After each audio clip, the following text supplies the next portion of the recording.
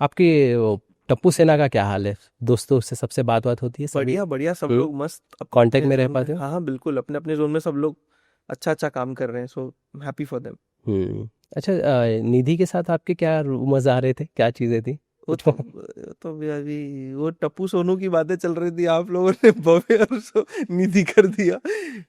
But way good friends हम लोग। जिस तरह मैं कुश, मैं अजहर, मैं समय और मैं निधि, हम लोग सब लोग एक ही ग्रुप में थे।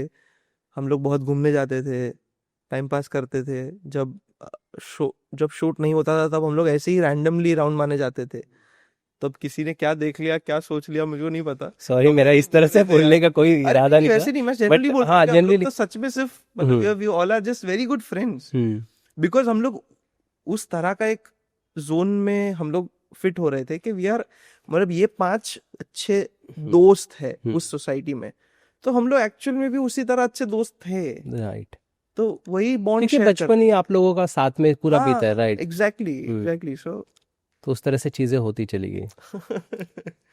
अच्छा, निधि आई थी पॉडकास्ट में, मैंने तो नहीं किया था, मेरे को हाँ, तो उन्होंने भी किया हुआ है, तो वो बता रही थी यार, मेरे ना मानसिक पे इफ़ेक्ट आ रहा था, मतलब जो मेंटल हेल्थ पे इफ़ेक्ट कर रहा था शो। तो मेरा ये कॉल था कि मैं शो गया, ऐसा उन्होंने भी कहा कि ऐसा कोई प्रॉब्लम नहीं, कुछ नहीं। तो मुझे ये बताइए, एज अ चाइल्ड आर्टिस्ट ये सारी चीज़ें होती है कि डेली शूट और ये सारे एक हो जाता है, चीज़ें तकलीफ में आती है, मतलब कि आप एक मुझे तो नहीं होती, हम्म। बट हो सकती है, हम्म। लोगों को हो सकती है। निधि से कभी बात हुई थी इस बारे में कभी? नहीं, उसने ये चीज शेयर तो की थी कि मतलब ये लोड ज्यादा ले रहा है ये चीज उसके दिमाग पर। तो हो सकता है यार, किसी को कोई चीज सही लगती है, आपका लिए 6 मेरे लिए 9 वाली बात है ये तो। कि किसी को क्या लग सकता है, वी डोंट नो। इसीलिए उसने वो कॉल ले लिया रहेगा उस समय पर। अच्छा, मुझे ये बताइए ना कि जब आप गए थे शो में और सारी चीज़ें थी, तो क्योंकि आप एक ब्रेड विनर थे उस दौरान फैमिली के लिए, क्या ये सही है? नहीं नहीं नहीं, नॉट एट ऑल। हाँ ऑफ कोर्स यार, तो शौक के लिए कर रहे थे यार ये तो। As monetary was never a reason. मोनेट कभी नहीं था? Even while leaving the show, monetary was never the reason. अच्छा। कि पैसे नहीं है इसलिए छोड़ रहे हैं, ऐसा कुछ कभी रीजन था ही नहीं। ओके। बहुत लोग, मुझे आज भी इंडस्ट्री में जितने दोस्त लोग हैं, लोग वही बोलते हैं कि भाई तू यार सच में पागल है यार, तू तो शो से कमाना चाहिए था पैसा। लेकिन मैं बोला पैसे रीजन ही नहीं थे कमाने के लिए, मतलब वो रीजन ही नहीं आपको था अच्छे शो खासे करने मिल के भी तो लिए। रहे थे डेली, पर पर डे के ठीक ठाक ही थे नहीं आपके? भाई, ये हाँ। सब ये सब वो मिर्च मसाले वाले ने किया है ये सब। अच्छा। चाइल्ड एक्टर को इतना सब नहीं होता। नहीं बता सकते फीस? मुझे फ्रैंक, हम्म। मैं मेरे माइक के सामने माइक पहनकर बैठा हूँ, मैं झूठ नहीं बोल रहा हूँ, मुझे सच में याद नहीं है।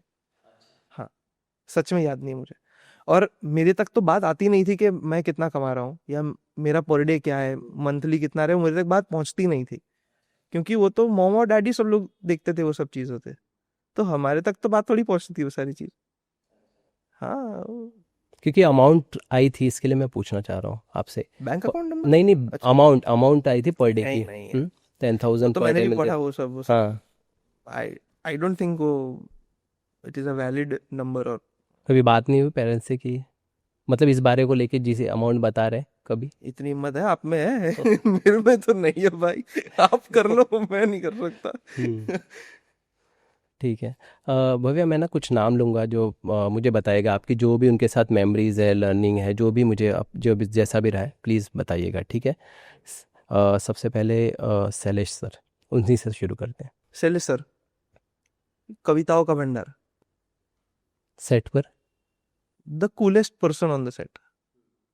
कभी कभी किसी से मगजमारी नहीं करते, बस आराम से एकदम सबसे चिल होता है ना, वो शैलेश सर होता है। Dilip sir? The person who will take care of every one on the set. Okay. He is almost like a host, कि वो हर किसी का ध्यान रखेंगे hmm. And he will take care of everyone. Disha ma'am? Disha दीदी, शी विल मेक श्योर कि everyone is laughing. हर किसी को कंफर्ट करने का काम दिशा दीदी का है। हाँ, वो कोई कोई नया बंदा भी आया हो, पुराना हो, कोई वृद्ध हो, कोई छोटा बच्चा हो, सबके साथ इस तरह रहते हैं कि सब लोग कंफर्ट हो जाते हैं। ओके। मुनमुन दत्ता?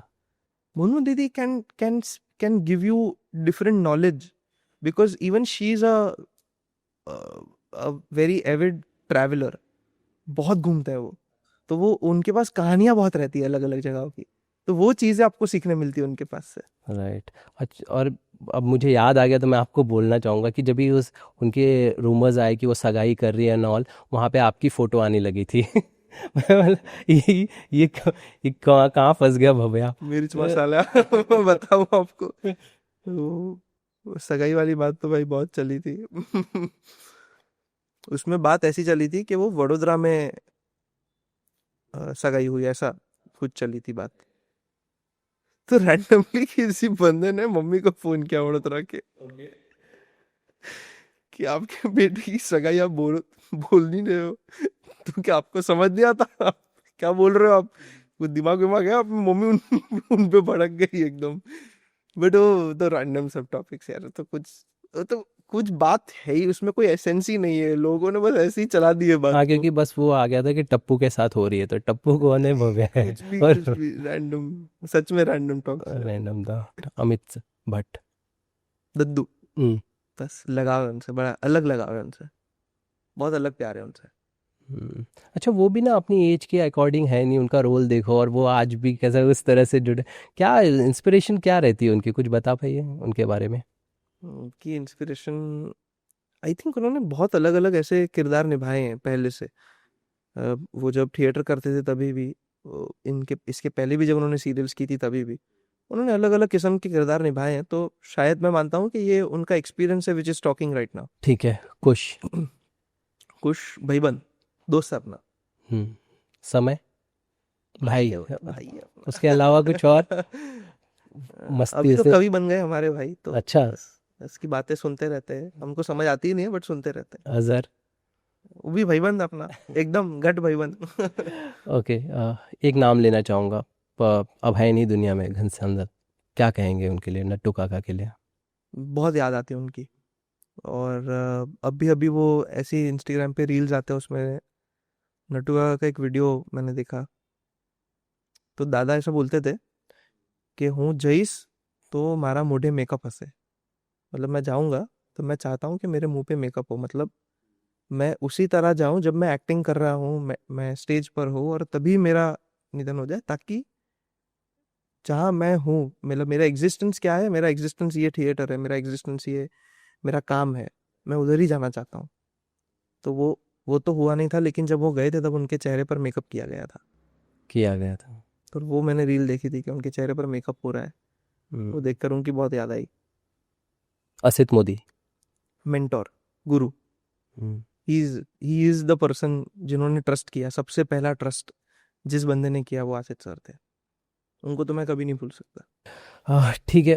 भव्या, मुझे ये बताइए कि आज अगर आज के टाइम पर अगर आप किसी चाइल्ड आर्टिस्ट के लिए कहना चाहेंगे, तो आप उसे, जब वो वर्क करने जा रहा है, तो आप कहेंगे कि क्या आपकी सीख रहेगी कि कॉन्ट्रैक्ट को लेके, चीज़ों को लेकर क्या गाइडलाइंस उसे अपनी तरफ से देनी चाहिए, क्या करना चाहिए, किस तरह की चीज़ें।